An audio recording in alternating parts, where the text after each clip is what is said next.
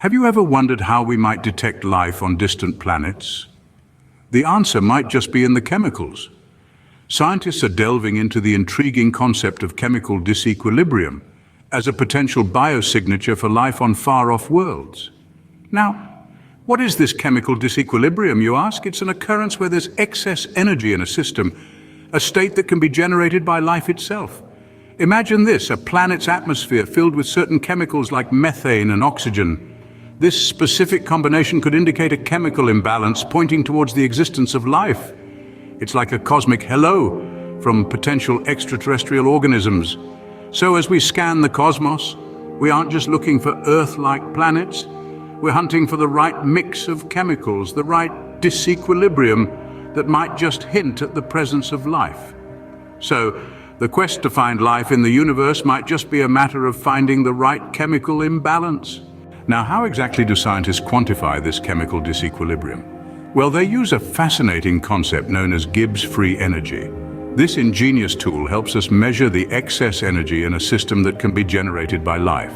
By applying the concept of Gibbs free energy, researchers are able to delve into Earth's history, specifically focusing on the Proterozoic eon.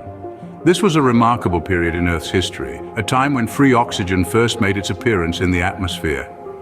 Imagine that for a moment, a time when our familiar life-sustaining oxygen was a new kid on the block, changing the dynamics of our planet and setting the stage for the diverse life forms we see today. So in this quest for extraterrestrial life, we're not just looking forward to distant planets, but also looking back deep into our own history. By understanding the chemical disequilibrium of our past, we might unlock clues to detect life elsewhere in the cosmos. It seems that to find life, we might need to look back to our own planet's ancient history. But as with all great scientific endeavors, there are challenges. The use of Gibbs free energy as a biosignature, a key to unlocking the mysteries of life on exoplanets, is not without its hurdles. The crux of the issue lies in the uncertainties that plague our observational techniques on Earth-like exoplanets. Imagine peering into a vast cosmic sea, attempting to discern the subtlest of ripples. That's essentially what we're trying to do. We're looking for signs of chemical disequilibrium, like the presence of methane and oxygen on far-off worlds, but the faint whispers of these signals are often drowned out by the cacophony of the cosmos. This is where the need for better telescopes becomes clear. Just as a sailor needs a reliable compass and a sturdy ship to navigate treacherous waters, we need telescopes with improved signal-to-noise performance. These would enable us to better filter out the noise and focus on the signals that matter, the ones that could potentially point us towards life beyond our planet. To fully utilize the potential of Gibbs free energy as a biosignature, we need to see further and clearer. So what might we be looking for in the atmospheres of these distant planets? Well, two key elements in our quest for life are methane and oxygen. These two gases, when present together in an atmosphere, can indicate a state of chemical disequilibrium, a sign that life might be generating excess energy in the system. Now, why is this important? Let's take a trip back in time to Earth's Proterozoic eon, a period when free oxygen made its grand appearance in our atmosphere. It's during this time that Earth's atmospheric conditions were significantly different from what we see today, a state that might be considered not normal compared to its history.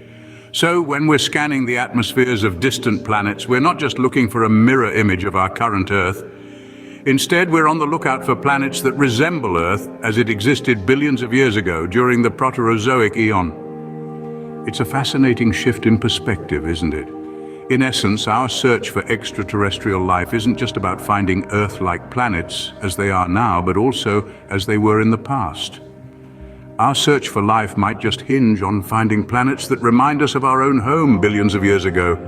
So, the search for life on distant planets isn't just about the stars, but also about the chemistry. The science of life detection is a fascinating blend of astrophysics and chemistry, a union that brings us closer to answering the question, are we alone in the universe?